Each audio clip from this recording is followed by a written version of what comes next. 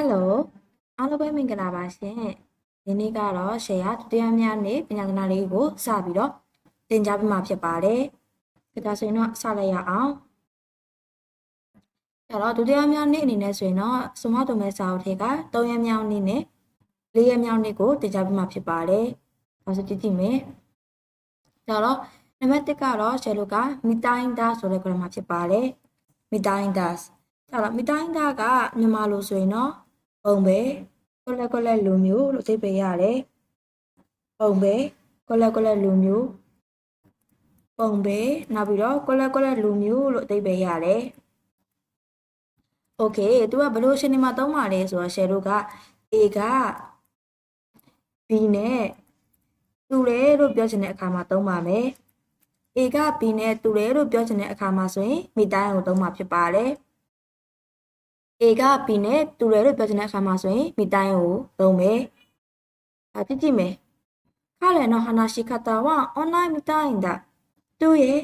ပြောတဲ့ပုံစံကမိတ်ကလေးလိုပဲမိတ်ကလေးလိုမျိုးပဲမိတ်ကလေးလိုပဲကြတော့ A ကောင်လေးက on နာ B မိတ်ကလေးနဲ့တွားတူတာ A က B နဲ့တူတာဖြစ်ပါတယ်ကောင်လေးကကောင်မလေးနဲ့တွားတူတာဖြစ်ပါတယ်ကောင်လေးကကောင်မလေးနဲ့တွားပြီးတော့တူတာဖြစ်ပါတယ်။ on နာတော့ရောတာသူကတော့ရောတာဆိုတဲ့ဟာနဲ့တွားပြီးတော့တူညီတယ်မိတ်ကလေးလိုမျိုးပဲကောင်လေးကမိတ်ကလေးနဲ့တွားပြီးတော့တူတာဖြစ်ပါတယ်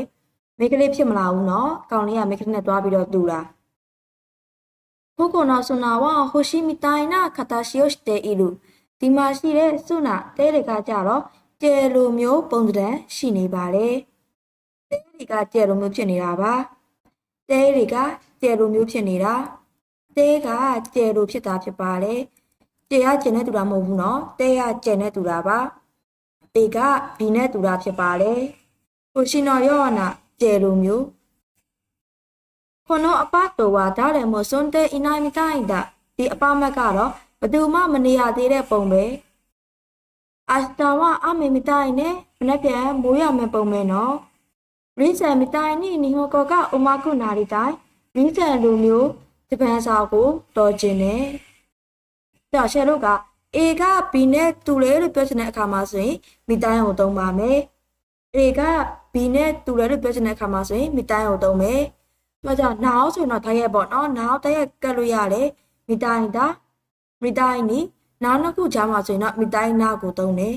အဲ့လိုမဟုတ်ဘဲနဲ့ရှယ်တို့ကတခြားအနေနဲ့ဆိုဘယ်လိုမျိုးသုံးလို့ရသေးလဲဆိုတော့ဘယ်အီနာnowဆိုရင်တော့ဖူစုခေ plain form နဲ့လိုက်လည်းရပါတယ်ဒါကြောင့် now ကနှစ်ခုရတယ်ပေါ့နော်တိုက်ရိုက်သုံးလည်းရတယ် plain form ပြောင်းပြီးတော့သုံးလည်းရပါတယ်โอเคဒါဆိုရင်မိတိုင်းရကြတော့ A က B နဲ့တူတယ်လို့ပြောချင်တဲ့အခါမှာဆိုရင်မိတိုင်းကိုသုံးမယ်ကဲဆက်သွားမယ်နောက်တစ်ခါrashi တဲ့ကိုလက်ပုံပဲကိုလက်လူမျိုးလို့ပဲအဓိပ္ပာယ်ရတယ်ကိုလက်ပုံပဲကိုလက်လူမျိုးโอเคဒါဆိုရင် rashi နဲ့မိတိုင်းနဲ့ဘယ်လိုကွာလဲစပြီးတော့ရှင်းပြပေးပါမယ်ကြတော့ခုနကမိတိုင်းကကြတော့ A က B နဲ့တူတာ rashi ကကြတော့ A က A နဲ့တူတာဖြစ်ပါတယ် A က A နဲ့တူတယ်မဖြစ်သူကလေသူကကောင်မလေးလိုမျိုးရှော့တယ်သူယောက်ျားလေးကကောင်မလေးလိုမျိုးရှော့တာကမိတိုင်းအဲ့ဒါက A က B နဲ့တူတာ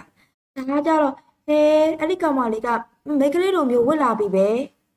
အဲ့ဒီကောင်မလေးကမိန်းကလေးလိုမျိုးဝတ်လာပြီကောင်မလေးကမိန်းကလေးနဲ့တွားပြီးတော့တူနေတာမိန်းကလေးကမိန်းကလေးနဲ့တွားတူတာလေအဲ့ဒါက A က A နဲ့တူတယ်လို့ပြောချင်တာနောက်တစ်ခုအနေနဲ့ကကြသူအဲ့ဒီကောင်မလေးကလေဝမို့ရွှေလိုမျိုးလေးလှလိုက်တာအဲ့ဒီကောင်မလေးနဲ့ဝမို့ရွှေနဲ့တယောက်တည်းမဟုတ်ဘူးမတူဘူးလေအဲ့လိုမျိုး A က B နဲ့တူတယ်ဆိုတာကမိတိုင်း A က A နဲ့တူတာက rashi နောက်တစ်ခုအနေနဲ့ရှယ်တို့ကဥမာအနေနဲ့ဘယ်လိုပြောမလဲဆိုတော့ဆောင်းရသည်မှာနှွေလိုမျိုးပူနေတာကမိတိုင်း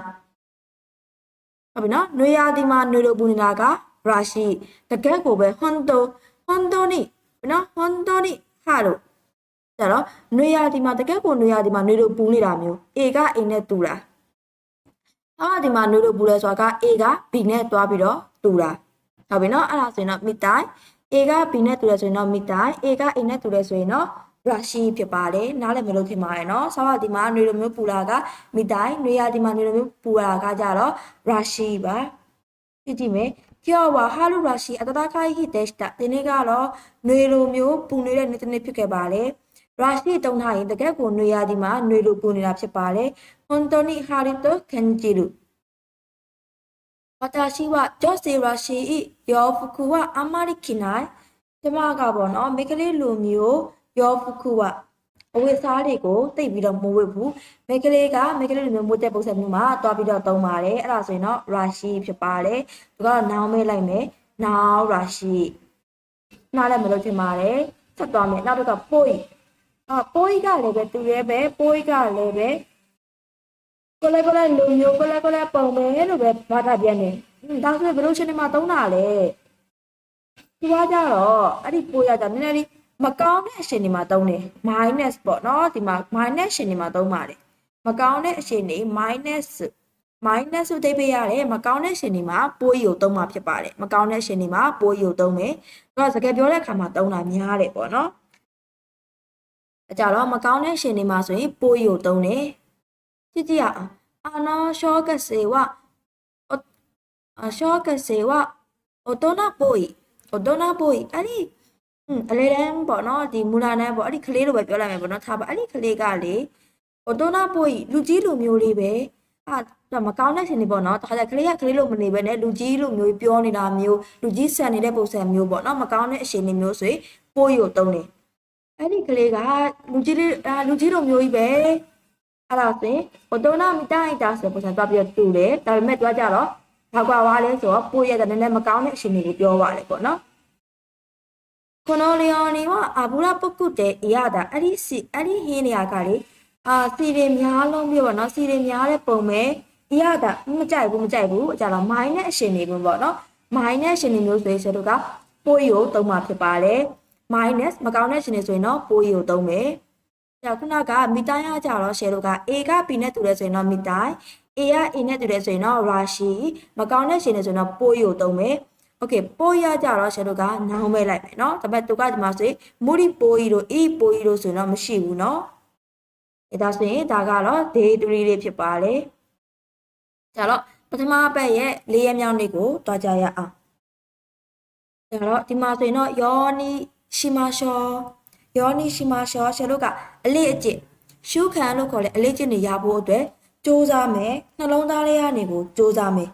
။ကိုလည်းဖို့လုပ်မယ်ကိုလည်းဖြစ်အောင်လုပ်မယ်အဲ့လိုမျိုးတခုခုဖြစ်ဖို့မဖြစ်ဖို့အတွက်စူးစမ်းမယ်လို့ပြောချင်တဲ့အခါမှာဒီဂရမာကိုသုံးမှာဖြစ်ပါလေ။တခုခုဖြစ်ဖို့မဖြစ်ဖို့အတွက်စူးစမ်းမယ်လို့ပြောချင်တဲ့အခါမှာဆိုရင်ဒီဂရမာကိုသုံးမယ်တခုခုဖြစ်ဖို့မဖြစ်ဖို့အတွက်စူးစမ်းမယ်လို့ပြောချင်တဲ့အခါမှာဆိုရင်ဒီဂရမာကိုသုံးပါမယ်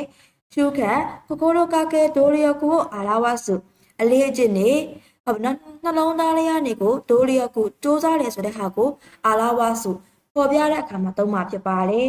တော့ကြောင့် dictionary form နဲ့ knife form နဲ့ပဲလိုက်လို့ရမှာပါဥပမာလေးကိုကြည့်ရအောင်ဝါဆိုတဲ့မွန်တို့ရှင်နာယောနိရှိမရှောမိကျပစ္စည်းတွေကိုမိကျပစ္စည်းတွေကိုမရှိအောင်လုပ်ကြရအောင်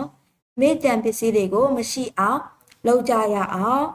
ဒီမှာဆိုရင်ဝါဆိုတဲ့မွန်တို့ရှင်နာဒိုရီယကိုရှိမရှောမိကျပစ္စည်းတွေမရှိဖို့အတွက်စူးစမ်းကြရအောင်နဲ့တွားပြီးတော့တူပါပဲတခုခုဖြစ်ဖို့မဖြစ်ဖို့အတွက်စူးစမ်းနေတဲ့ပြောချင်တဲ့အခါမှာဆိုရင်ယောနိရှိမရှောကိုသုံးပါမယ်မိုင်းချက်ကုကဟာမီကာကိုယောနိしていますခမေးစားပြီးတိုင်းအစာစားပြီးတိုင်းတွားတိုက်ဖို့အတွက်စူးစမ်းနေပါတယ်လုပ်နေပါတယ်အဲ့လိုမျိုးရှုကအလေးအကျင့်တွေဖြစ်လာဖို့အတွက်စူးစမ်းတယ်လို့ပြောချင်တဲ့အခါမှာလေဒီဂရမာကိုသုံးပါမယ်ဒါတခုခုဖြစ်ဖို့မဖြစ်ဖို့ဟုတ်ပြီနော်အလေးအကျင့်တွေဖြစ်လာဖို့အတွက်စူးစမ်းနေတယ်လုပ်နေတယ်ပြောချင်တယ်ဆိုရင်တော့ယောနိရှိမတ်ကိုသုံးပါမယ်ကြတော့ပြန်ပြောမယ်ယောနိရှိမတ်ဒီတခုခုဖြစ်ဖို့မဖြစ်ဖို့တခုခုဖြစ်လာဖို့တခုမဖြစ်လာဖို့တဲ့ရှယ်တို့ကစူးစမ်းနေတယ်နောက်တစ်ခါကျတော့အလေးကျင့်နေဖြစ်လာဖို့အတွက်စူးစမ်းနေတယ်လို့ပြောချင်တဲ့အခါမှာဆိုရင်ဒီဂရမာကိုသုံးပါမယ်โอเคနောက်တစ်ခါယောနိကတော့မြန်မာလိုဆိုရင်တော့ကိုလက်ဖို့ယောနိကမြန်မာလိုဆိုရင်တော့ကိုလက်ဖို့သိရအောင်ဆိုနိုဂျောတိုင်းနိစုရုကတိုကမကုတကိတဲ့တိုယူအီမီတရားရှင်နေဖြစ်လာဖို့အတွက်တရားရှင်နေကိုပြုလုပ်ဖို့ကိစ္စကမကုတကိရည်ရွယ်ချက်ပါပဲတရားရှင်နေကိုပြုလုပ်ဖို့ဖြစ်လာဖို့ကရည်ရွယ်ချက်ပဲဆိုတဲ့အဓိပ္ပာယ်ဖြစ်ပါတယ် လိုက်တဲ့ဟာကဆရာတို့က dictionary form 9 form ပြီးတော့ rare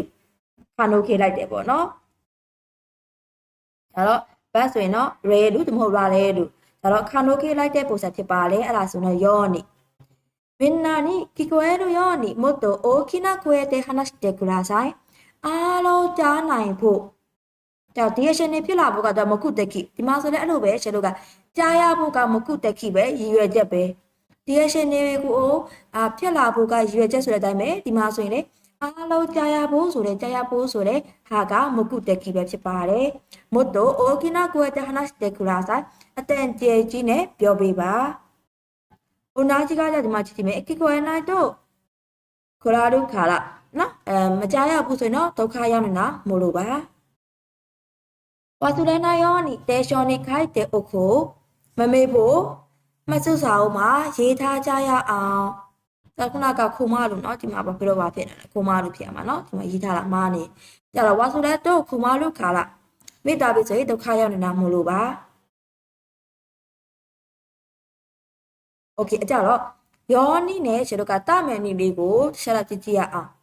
ယောနိကကြောင့်ရှေတို့ကလေကိုလိုက်ထိန်းရှုံးလို့မရဘူးအဲ့ဒီကိစ္စကိုကိုလိုက်လုံးလို့မရဘူးကိုလိုက်ထိန်းရှုံးလို့မရတဲ့အရာတွေဆိုရင်ရှေတို့ကယောနိကိုတုံးမယ်ဒီမှာကြည့်ကြည့်မယ်အားလုံးကြားရဖို့အတန်ကျင်နဲ့ပြောပြပါじゃအားလုံးကြားရဖို့အတန်ကျင်နဲ့ပြောတာကကိုလိုက်လုံးလို့မရဘူးသူများကိုလောက်ခိုင်းတယ်မှတ်ပြီဆရာမဆိုရင်တရားကိုစာဖတ်ခိုင်းတယ်သူ့အတန်ကတိုးနေတယ်じゃတိုးနေတဲ့အခါမှာရှယ်သူ့ကိုကြက်ခိုင်းမယ်အားလုံးကြားဖို့အတွက်သူ့ကိုကြက်ခိုင်းတဲ့အခါမှာရှယ်ကိုလည်းအဲ့ဒါကလုပ်ပြီးလို့မရဘူးသူကြက်ပြောမှအားလုံးကကြားရမှာဒါမျိုးကိုလိုက်ထိရှုံးလို့မရဘူးကိုလိုက်လုံးလို့မရတဲ့အခါမျိုးဆိုရင်တော့ယောနီကိုတုံးတယ်နောက်တစ်ခါကျတော့မမေ့ဖို့မှတ်စုစာအုပ်မှာရေးထားကြရအောင်ကိုကတော့မမေ့ဘူးအမေသူများကိုမမေ့ဖို့အတွက်ကိုတတိပေးတာသူများမေ့ဖို့မမေ့ဖို့ဆိုတာကကိုလာသွားပြီးတော့ထိရှုံးလို့မရဘူးကိုလုံးလိုက်လို့မရဘူးကိုလို့ရှင်တယ်လို့မရဘူးသူတို့ပုံမှာလည်းမူတည်သေးတယ်အဲ့လိုမျိုးကိုလိုက်ထိရှုံးလို့မရတဲ့အရာတွေဆိုရင်တော့ယောနီကိုတုံးတယ်ကိုလိုက်ထိရှုံးလို့ရတဲ့အခါမျိုးကိုလိုက်လုံးလို့ရတဲ့အခါမျိုးဆိုရင်တော့တမယ်နီကိုတုံးတယ်မှဒီမှာကြည့်ကြည့်မေးအေးရောခေါတမယ်နီချောကင်းဟုတ်တဲ့ဤလူအိမ်ဝယ်ဖို့ပတ်စံကိုစုနေတယ်အိမ်ဝယ်ဖို့ပတ်စံကိုစုနေတာကကြတော့ကိုကစုနေတာကိုလုံးလို့ရတယ်ကိုထိန်းချုပ်လို့ရတယ်ကိုလိုက်လုံးလို့ရတယ်ဒါဆိုတမယ်နိအဲ့လိုမျိုးဆိုရှင်တို့ကယောနိကိုတွားပြီးတော့သုံးလို့မရဘူး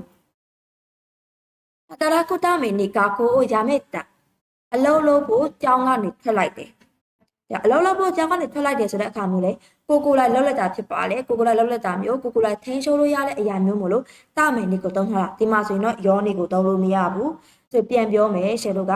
ယောနိကကြတော့ကိုလိုက်ထိရှုံးလို့မရတဲ့အခါမျိုးတွေမှာသုံးပြီးတော့တမန်နိကကြကိုလိုက်ထိရှုံးလို့ရတဲ့အခါမျိုးကိုလိုက်လုံးလို့ရတဲ့အခါမျိုးဆိုရင်တော့တမန်နိကိုသုံးမှာဖြစ်ပါတယ်ဒါဆိုရင်တော့နောက်ဆုံးတစ်ခုကိုတွားကြရအောင်ယောနိနာတယောနိနာနီမတ်ယောနိနာလို့တူပဲเนาะယောနိနာနီမတ်ကကြတော့ဖြစ်လာလေနောက်တစ်ခုကဖြစ်လာလေနောက်တစ်ခုကဖြစ်အောင်လုပ်ထားလေလို့ပြောချင်တဲ့အခါမှာသုံးပါမယ်ဟုတ်ပြီเนาะဖြစ်လာတယ်ဖြစ်အောင်လုပ်ထားတယ်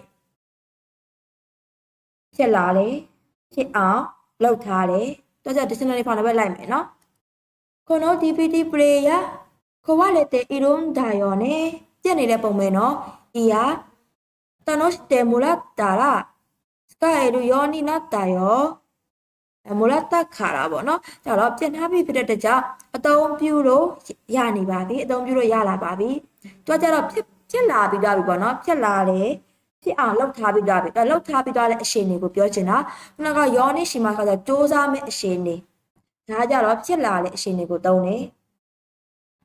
ကိုကိုနော်တန်ကီဝါဟီတိုကတိုရူတိုစကုယောနိနာတေအီမတ်ဒီမှာရှိရလျက်စစ်ကားကြတော့လူတွေဖြတ်သွားတာနဲ့လင်းလာအောင်လှုပ်ထားပါတယ်မှာဆိုရင်စကုဂျော်ဒိုင်နိနာတေအီလူအသုံးပြုလို့ရတဲ့အရှင်တွေကိုဖြစ်လာနေပါတယ်အသုံးပြုလို့ရတဲ့အရှင်တွေဖြစ်လာလေဖြစ်အောင်လုပ်ထားတယ်ဆိုရင်တော့ယောနိနာလူကိုတုံးတယ်ဖြစ်အောင်စ조사မယ်ဆိုရင်တော့ရှယ်တို့ကတခုပေါ့နော်အလေးကျတခုဖြစ်အောင်လုပ်မယ်စ조사အထောက်မှုမယ်ဆိုရင်တော့ရှယ်တို့ကယောနိရှိမတ်ကိုတုံးပါမယ်ယောနိနာလီမတ်ကကြတော့ဖြစ်လာလေဖြစ်အောင်လုပ်ထားတယ်ဆိုတဲ့ပုံစံမျိုးမှာသုံးမှာဖြစ်ပါတယ်ပြီးတော့ယောနိကကြတော့ဆယ်တို့ကကိုလိုက်ထိန်းချုပ်လို့မရတဲ့အရာတွေမှာကိုလက်ဖိုးလို့သိပဲရရင်ယောနိကိုသုံးမှာဖြစ်ပါတယ်။ဒါဆိုရင်တော့အဲ့လိုပဲနားလည်မယ်လို့ထင်ပါတယ်။ တခုခုနားမလားရှိရေ comment မှာမေးခဲ့လဲရသလိုမျိုး share ကိုmessage မှာလာပြီးတော့မေးလဲရပါတယ်ပေါ့နော်နောက်တစ်ခု share အများနဲ့ပြောနေသလိုမျိုးပဲဒီမှာ exercise လေးတွေကိုဖြည့်ထားပေးပါဖြည့်ပြီးတော့ comment မှာထည့်ပေးထားနော် comment မှာ map ပေးရလူတွေကနေမှာ share အများနဲ့စာလုပ်တဲ့လူကိုတရရက်မှာဆိုရင် share ကလက်ဆောင်လေးပေးဖို့အတွက်အစီအစဉ်လေးလုပ်ထားပါတယ်စာလုပ်တဲ့လူနော်တရက်မှမပြတ်ပဲနဲ့စာလိုက်လုပ်တဲ့လူကိုပဲလက်ဆောင်ပေးပါပါရှင်အဲ့ဒီလက်စာကတော့ဘာဖြစ်မလဲတော့မသိဘူးစာအုပ်ဖြည့်ရဖြစ်မဲ့ဒါမှမဟုတ်တင်တန်းတရားခွင့်လည်းဖြည့်ဖြစ်ပါလိမ့်မယ်အဲကြတော့စာလေးတွေကိုလိုက်လုပ်ထားပေးပါ comment မှာအဖြေလေးဖြည့်ခဲ့ပေးပါနောက်ရကြရင်အဖြေမှန်လေးကိုတင်ပြပေးပါမယ်နော်အဲကြောင့် day 1ကော day 2ကောကိုလိုက်လုပ်နော်အကြရင်နော်ကလေးတို့ကို share စာလုပ်တဲ့လူတွေကိုလက်ဆောင်လေးစီစဉ်ပေးထားပါတယ်ရှင်နားမလားရှိရင်လည်းလာပြီးတော့မေးလို့ရပါတယ်တခုခုအကြံပေးတင်တာမျိုးရှိရင်လည်းမှန်ခံလို့ရပါတယ်ကျေးဇူးများတင်ပါတယ်ဒါဆိုရင်တော့ချက်လို့နောက်တင်ကစားမှာပြောနေကြရအောင် bye bye မတာနဲ့